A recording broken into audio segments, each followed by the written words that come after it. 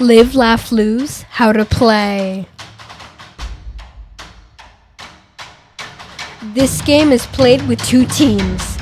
The objective of the game is to make the other team laugh and gain the most points.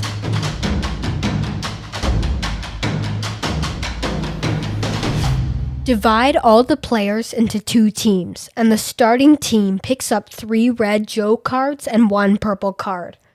The team will choose one player to tell the joke based on the purple card, and one of the red cards, the joke that looks the funniest. Once the joke is read, the opposite team has to stay silent without laughing for 5 seconds. If someone laughs, then the team who told the joke gets 1 point. But if the other team doesn't laugh, then that team gets 1 point. Alternate the teams telling the joke until a team gains 11 points. The first team to collect 11 points in total wins. Check out this next video.